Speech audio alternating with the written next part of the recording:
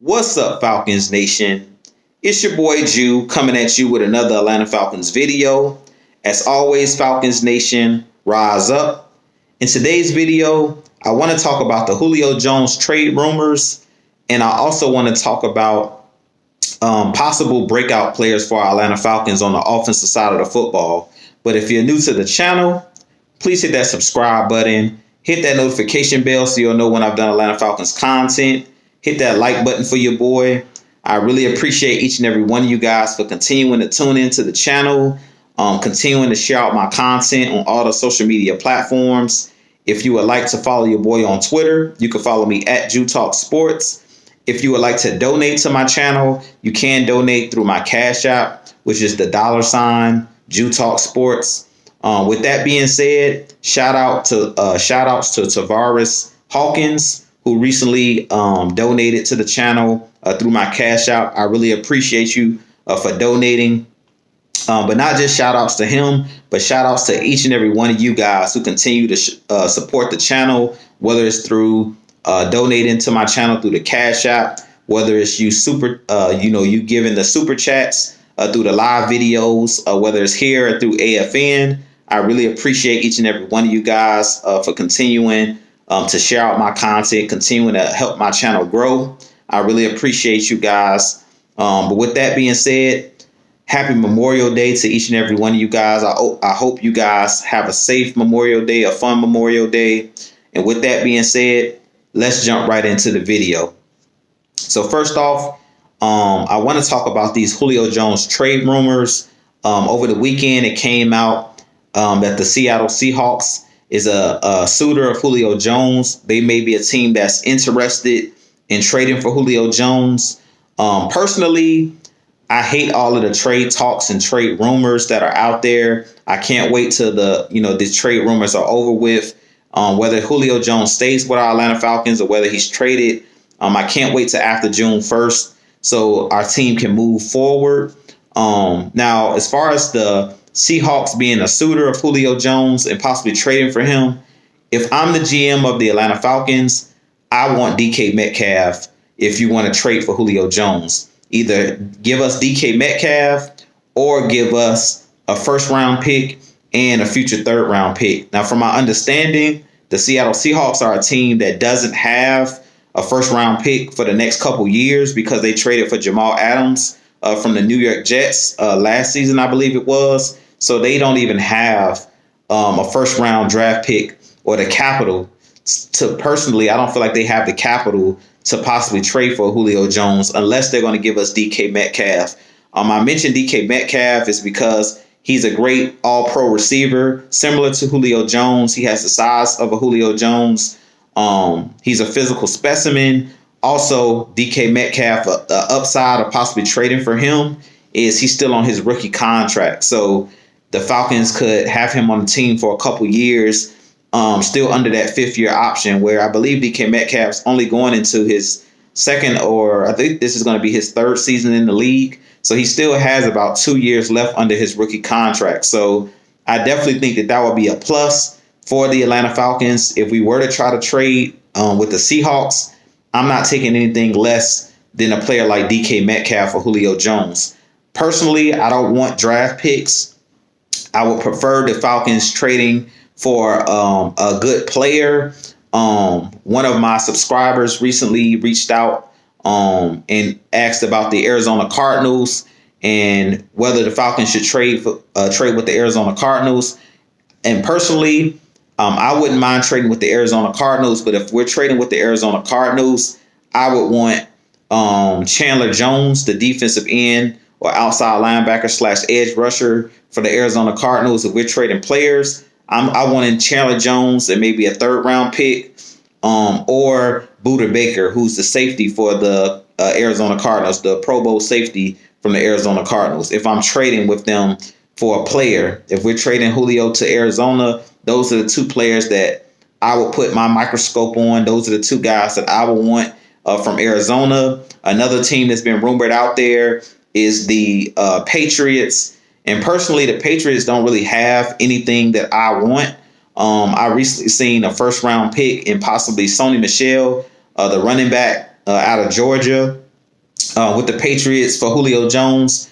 I wouldn't mind that trade, but personally, to me, I don't want another running back. I'm not trading for a running back that's been in the league a couple years and has wear and tear on his body.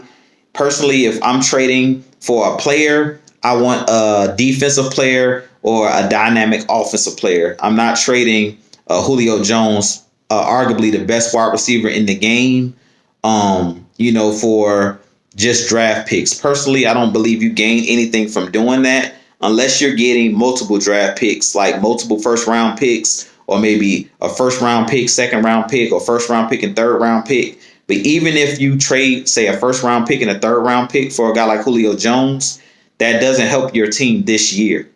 So personally, I think if we're trading Julio Jones, if we're still in the win now mode, as Arthur Smith and Terry Fontenot stated when they were hired, personally, I'm going after or trading with one of the teams that's willing to give me an all-star veteran player, a Pro Bowl style veteran player. But to me, the teams that I'm seeing out there that are being leaked, like the Rams, personally, they don't have anything other than Aaron Donald and Jalen Ramsey. Those are the only two players on the LA Rams that I'm taking for a guy like Julio Jones.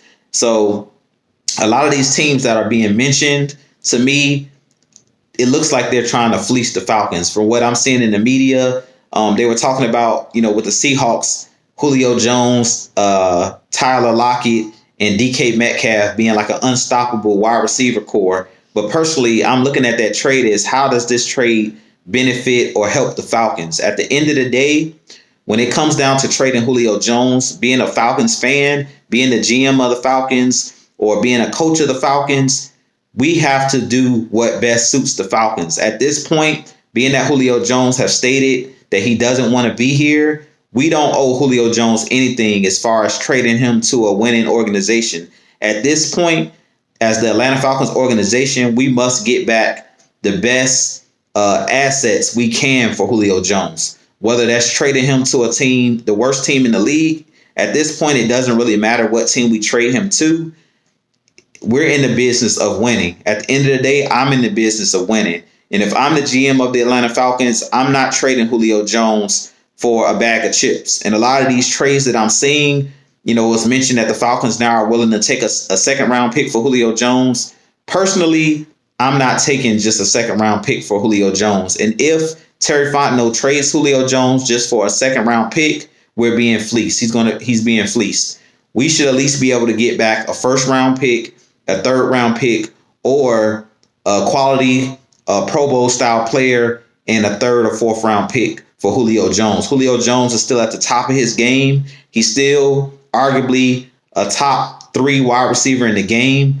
And if you want to, look no further than the Houston Texans last season trading away DeAndre Hopkins when they sent him to the Arizona Cardinals, I believe they traded him for a second round pick. And look how that worked out for the Houston Texans. They weren't able to get back the haul that they should have got back for a quality player in DeAndre Hopkins. They were fleeced. So if I'm the Atlanta Falcons, I'm not trading Julio Jones for a second round pick. If you remember when we traded Mohamed Sanu last year or 2 years ago to the New England Patriots, we traded him for a second round pick. So Julio Jones is a much better player than Mohamed Sanu. They're on 2 different levels. Julio Jones instantly, depending on what team he goes to, he instantly makes your team a contender if you're a team that's on the brink of competing for a Super Bowl. So being that I feel Julio Jones is at the top of his game still, he's still arguably the best wide receiver in the league, I want the compensation as such, meaning I want multiple first round picks, or I want multiple picks, or I want a Pro Bowl player for Julio Jones. If I'm trading, straight up for Julio Jones, you're at least giving me DK Metcalf, you're giving me an Aaron Donald, you're giving me Khalil Mack, you're giving me your best defensive player, and you possibly giving me a pick depending on the caliber of that defensive player or the caliber of that offensive player. Now, if it's a player like DK Metcalf, I would trade Julio Jones straight up for a player like DK Metcalf, because DK Metcalf is a generational talent similar to a Julio Jones. He has a high ceiling similar to a Julio Jones. And I feel like that would be an even trade, because you're getting a good contract in DK Metcalf because he's on a rookie deal. You're getting back a player that still has a high ceiling, a player that can continue to improve, and he's already been a Pro Bowl style player, all pro wide receiver. So if you want to do straight up, if we're trading with Seattle, straight up, I'm taking DK Metcalf and I'm giving you Julio Jones. I'm not allowing you to keep or pair Julio Jones with DK Metcalf and Tyler Lockett, because at that point,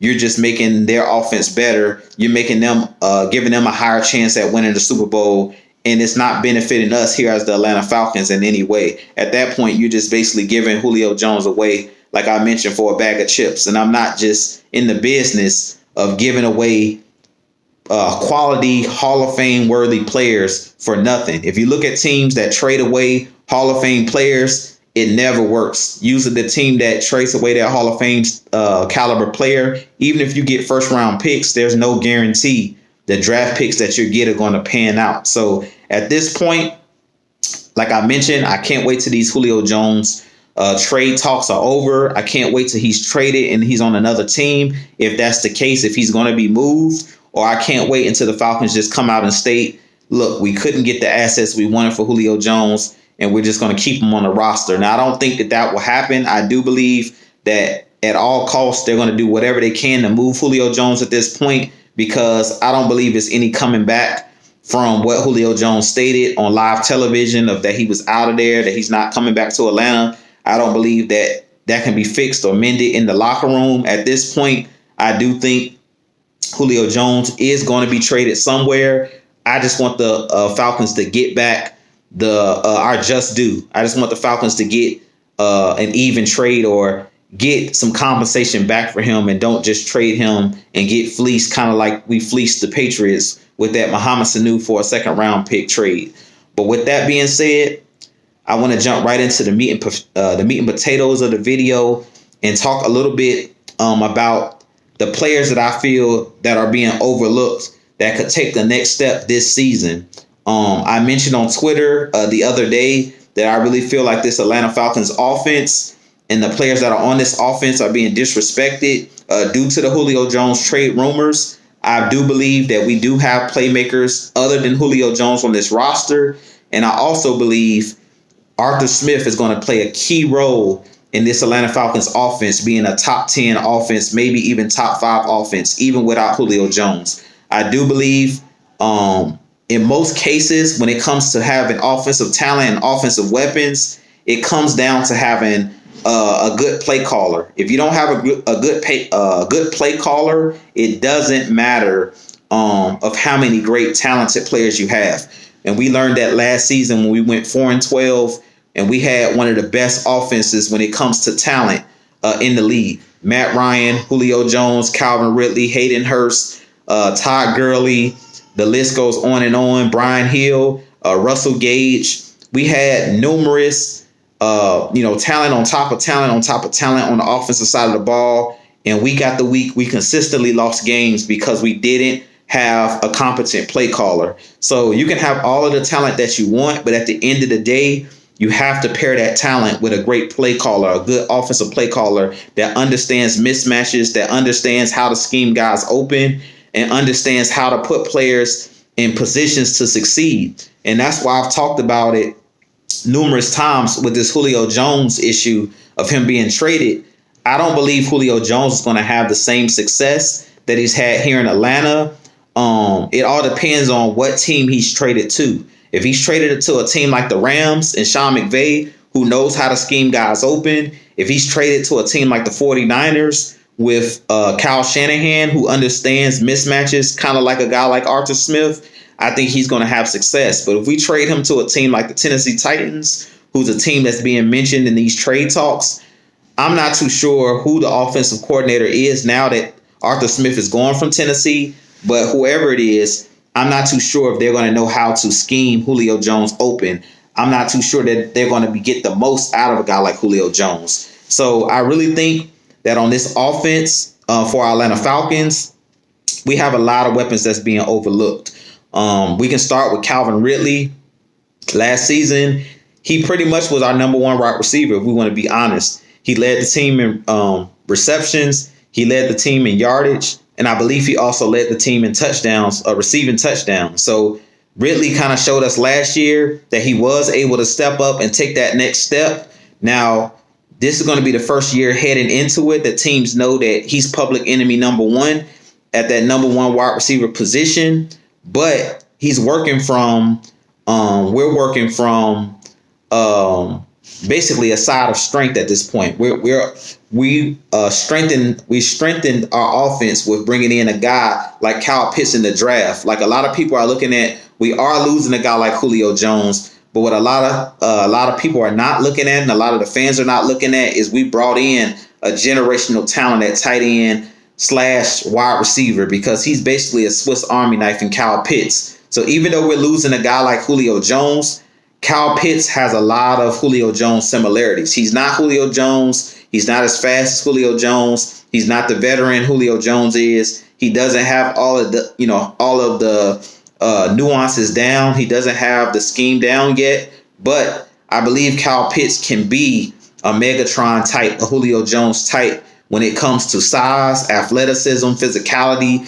He's a guy that can basically run similar routes to a guy like Julio Jones. He's a guy that we can have go across the middle and make those tough catches that Julio Jones was able to make over the last couple of years. And he's able to be that physical specimen on the offensive side of the ball. So I really think this Atlanta Falcons offense is going to be a top 5 offense, just because, for one, we have one of the best play callers in the game. If you go look at Arthur Smith and the Tennessee Titans offense last season, they were like the number one a team in the red zone efficiency. They were like one of the top teams as far as scoring in the red zone. And that says a lot. That's basically play calling when it comes down to being able to score when the field is condensed. When you're in the red zone, being able to put up touchdowns, that comes down to play calling. Last year, the Falcons were one of the worst team in red zone efficiency. And that was mainly because Dirk Cutter didn't understand matchups, didn't understand how to call plays when the field was condensed. He was very vanilla. He didn't understand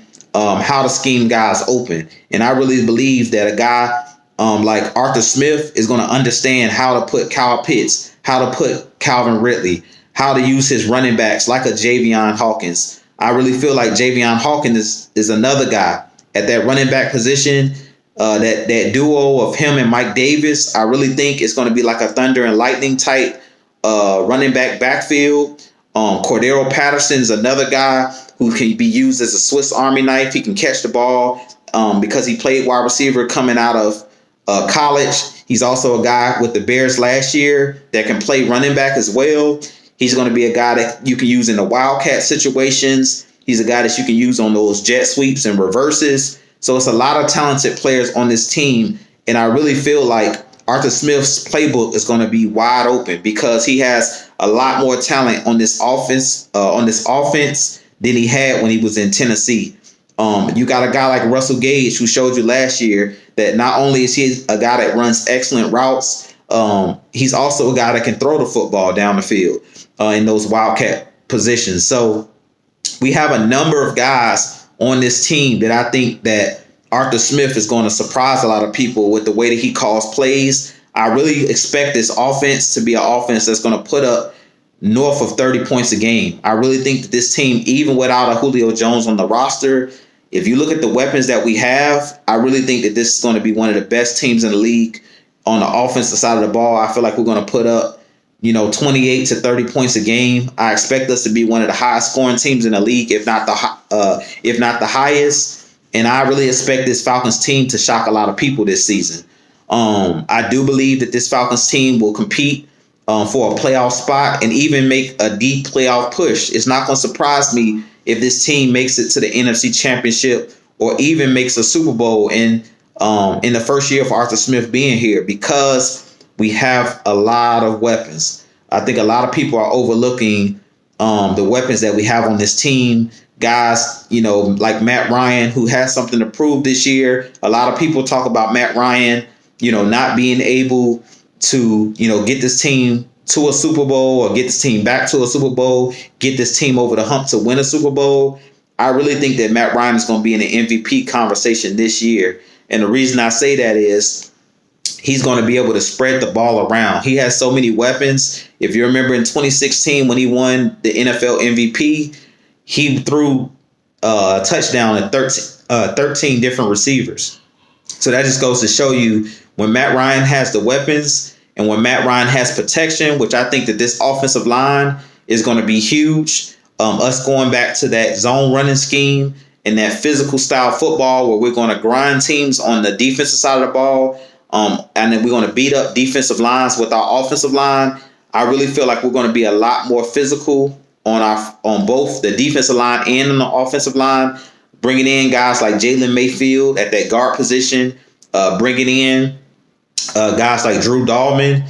I mean, we've brought in some nasty guys on the offensive line, and I expect Arthur Smith's scheme to lead this team. I really think that Arthur Smith's going to do a great job. He's going to open up a lot of eyes. I know a lot of people may think that I'm reaching when I say that this Falcons team could possibly get to an NFC Championship game or a Super Bowl in Arthur Smith's first year. But if you look at a team like the Green Bay Packers a couple years ago with Matt LaFleur, his first year in Green Bay, I believe they went to the NFC Championship game against the 49ers 2 years ago.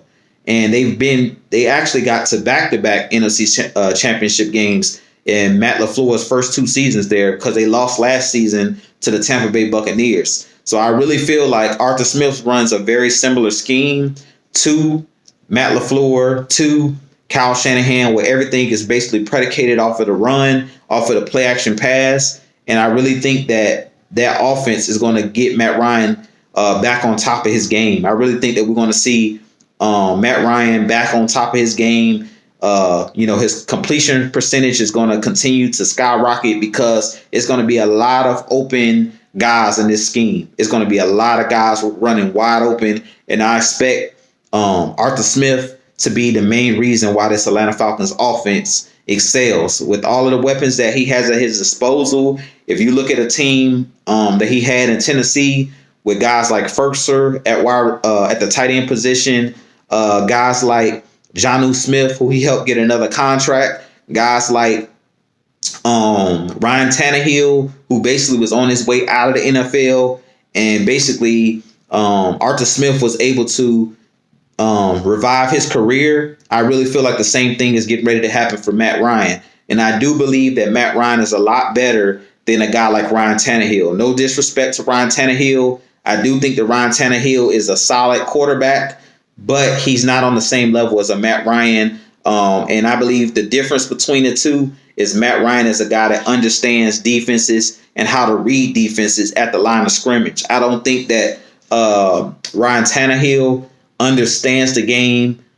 He's not as cerebral as a quarterback to me as a Matt Ryan is in understanding the X's and O's of the game. I just think that Ryan Tannehill is just a little bit more athletic than a Matt Ryan, meaning being able to scramble outside the pocket and things of that nature. But when it comes down to breaking down the game, I think Matt Ryan has one of the brightest minds in the game. It's a reason why a guy like Tony Dungy, when Matt Ryan came in to the NFL, he basically called Matt Ryan the next Peyton Manning in Matt Ryan's rookie season because he coached Peyton Manning and he's seen how bright of an offensive mind Matt Ryan has. So with that being said, you guys let me know what you think of the video. I definitely will have a lot more coming for you guys. If you enjoyed my content, please hit that subscribe button, hit that like button, leave your comments below as well. Go over to Atlanta Falcons Nation and go over and give them a like as well. Go over there and give them a subscribe as well. We're looking to continue to grow our platform in Atlanta Falcons Nation.